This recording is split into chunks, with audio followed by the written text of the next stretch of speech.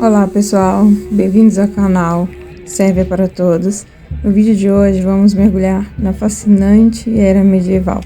Recentemente tivemos a oportunidade de participar de um evento incrível, onde tivemos a chance de presenciar várias demonstrações autênticas do estilo de vida medieval. Esse evento trouxe a vida nos períodos mais intrigantes da história. E tem mais, tivemos a oportunidade de entrevistar o organizador do evento, que compartilhou informações exclusivas e curiosidades sobre como este evento foi organizado. Fiquem comigo para descobrir todos os detalhes. Confiram agora a entrevista completa. Okay, so here we are below the Kalemegdan Fortress, and I'm sitting here next to Aleksandar Dobroroshević. He's the president of the Historical Medieval Battles Association of Serbia and vice president of the White Eagles Association of Preservation of All Crafts and Skills. As you can imagine, Aleksandar is very knowledgeable about all things medieval, especially about our Serbian heritage and tradition.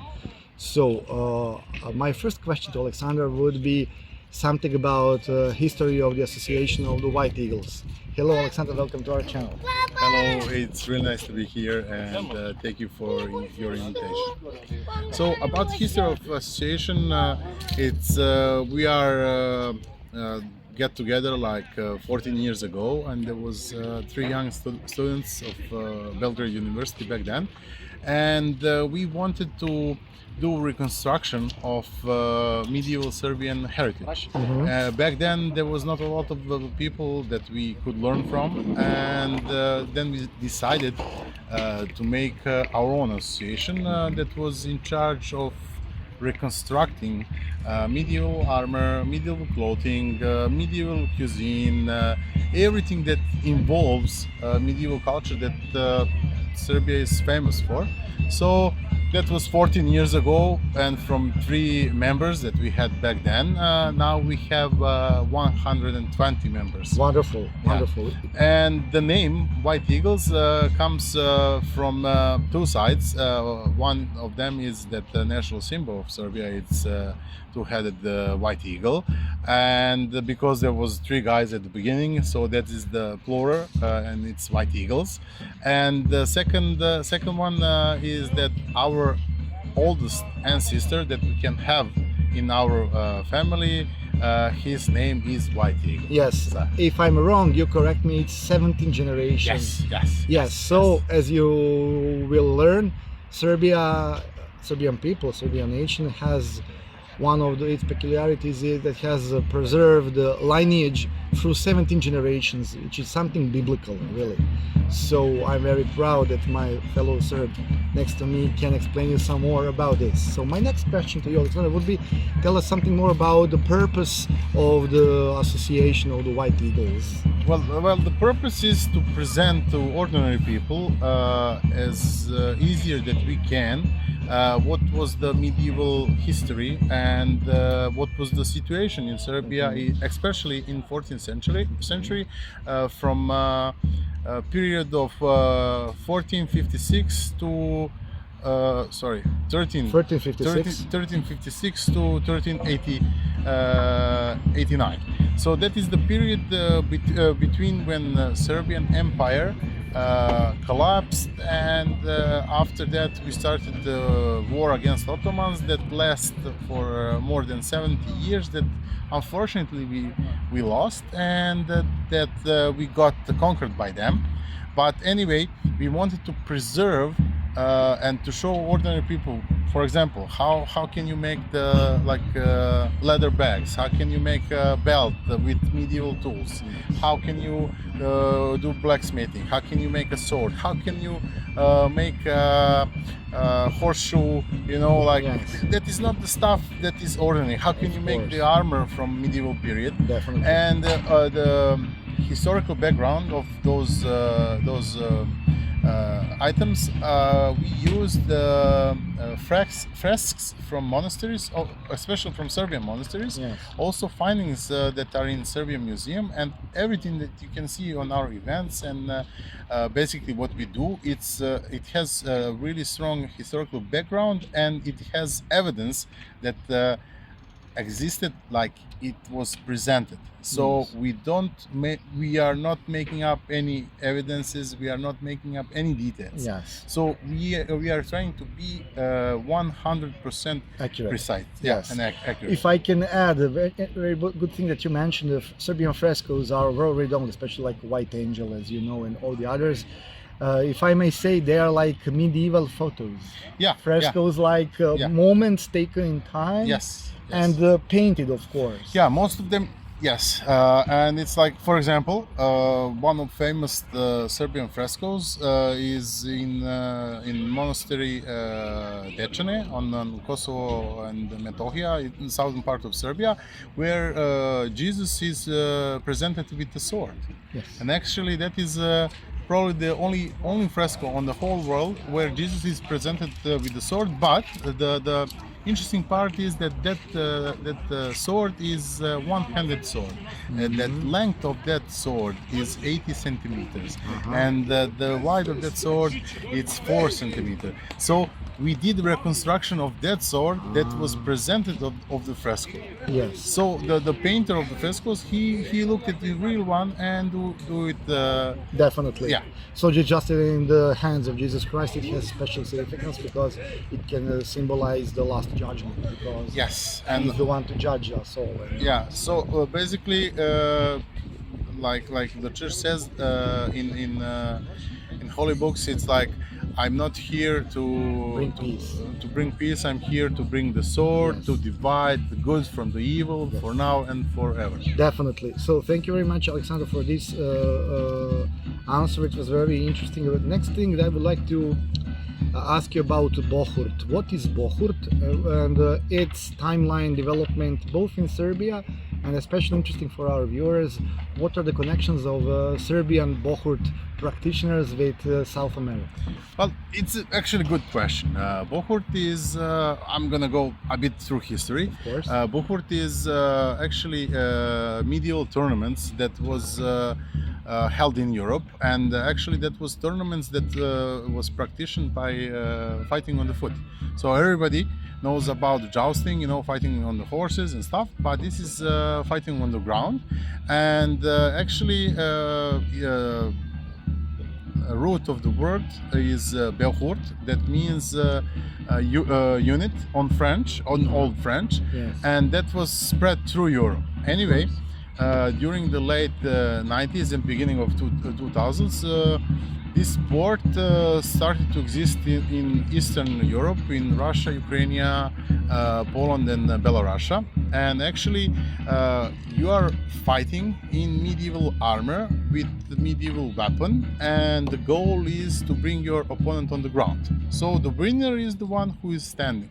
So there's many different categories. There is category one-on-one. There is mass battles category that is most interesting. Of course. And during this period of time, there are 43 countries that is involved in this sport, and among them is I have to admit this, that I'm really happy that there are 3 countries from South America. That's Brazil, Argentina, and Chile. Yes. And all of those countries has national teams, and they came in Serbia when we had the World Championship by the name of Battle of the Nations.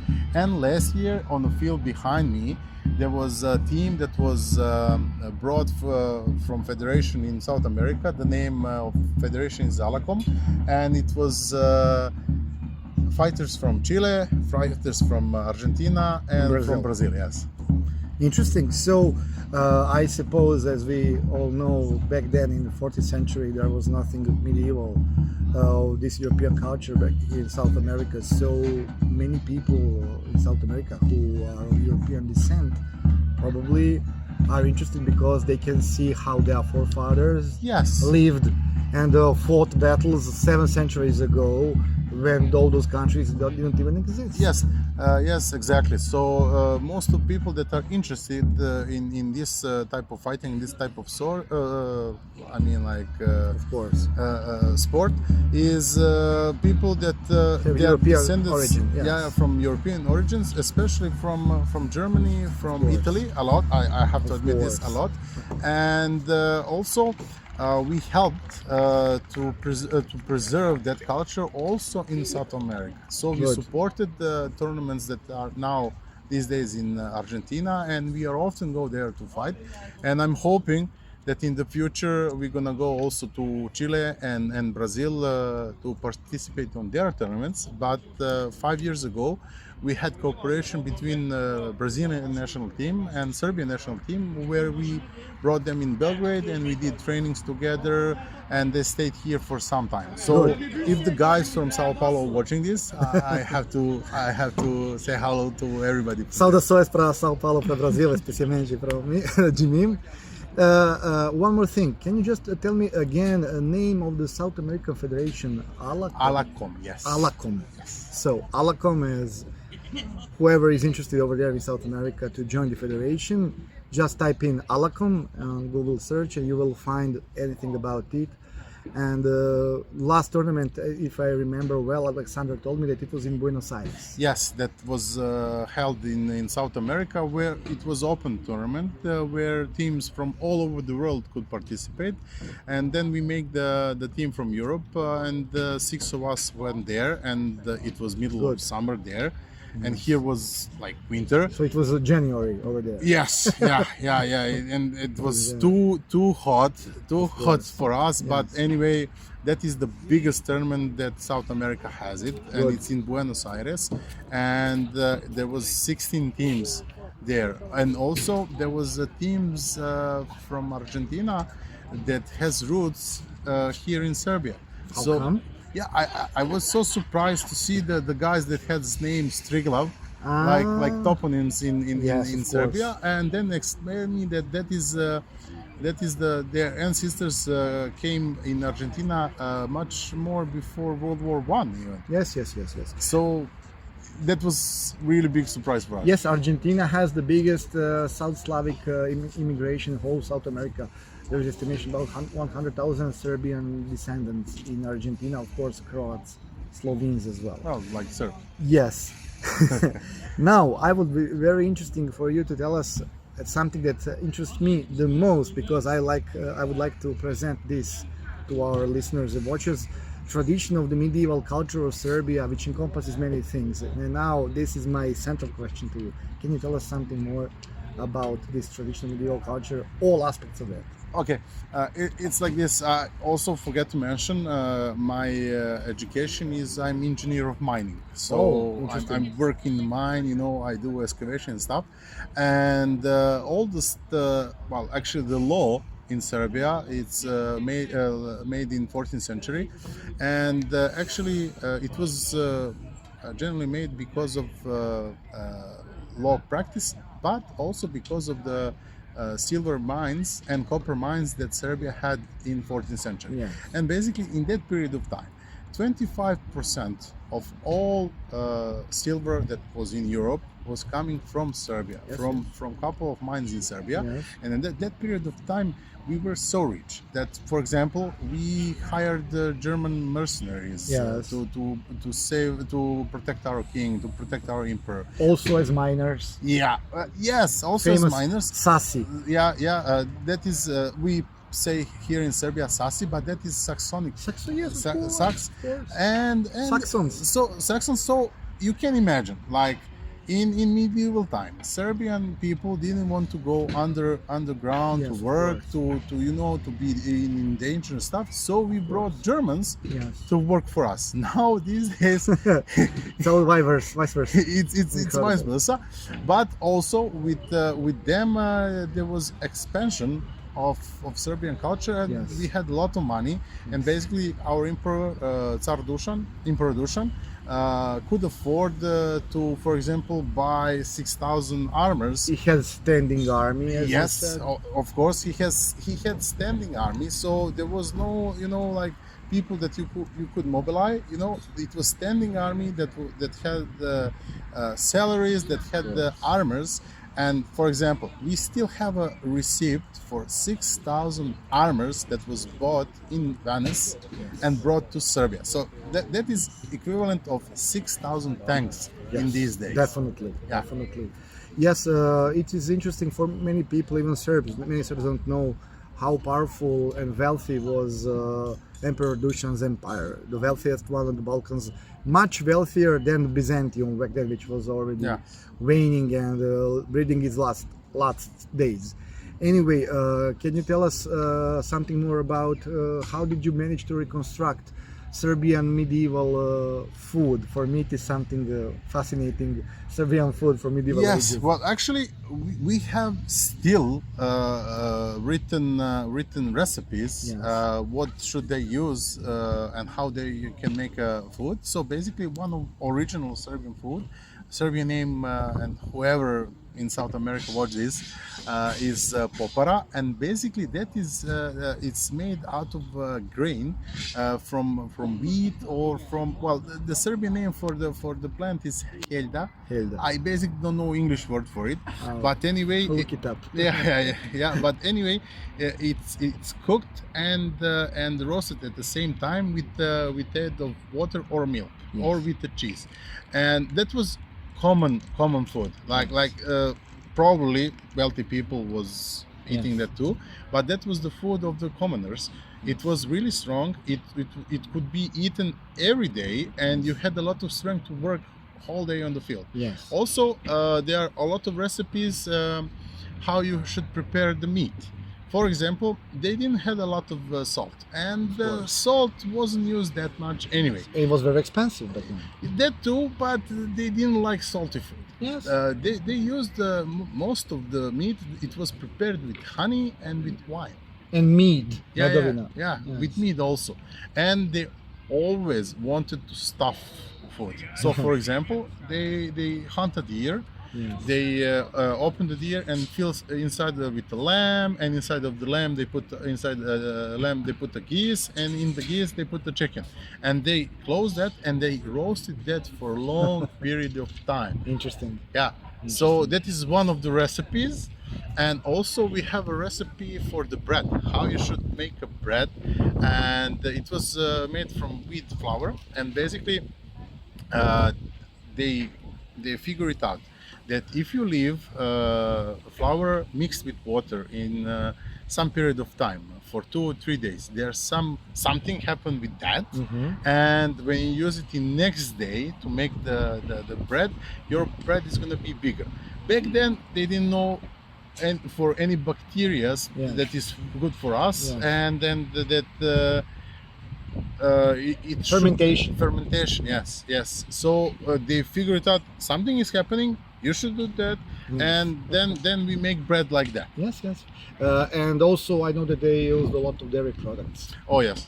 Cheese, or Cheese, skim milk, which is called kaymak. They don't yes. know what is kaymak. Well, yeah, they don't know, but it's like a sour cream, something like that. Yes. And especially for South America, I know that you don't like sour cream and all sweet stuff that you have. But anyway, a lot of strong cheeses, like goat cheese, cheese that was made from cow milk, sheep cheese. Yes, so everything, from the donkey. Yes. That was and still is the most expensive cheese that you can produce. Definitely. And one more thing, I know that people back then also used a lot of mushrooms. Oh yeah. In our cuisine. Yes. Mushrooms are very tasty and full of calories. For working in mines back then, you had to eat well. Yes. So yes, it's very interesting. Tell me just one more thing. I would like to know about the festival. Behind us, as you can see, is the second day of the festival. The White Eagles, Association of White Eagles in Belgrade, and you can see flags from 26 countries over here because we have guests from 26 countries, colleagues of Alexander and other people who are interested. So can you tell us something more about the festival and its organization, we plans? Well, this is second year that we are in Belgrade, and I have to admit we we have more visitors than last year. That is also perfect. It's And growing. yeah, we are growing. I'm hoping that in the next couple of years we're gonna reach much bigger numbers. But anyway, we have 26 countries. That was our participants, and we have around 560 participants. Wow. So that is really big number. Definitely.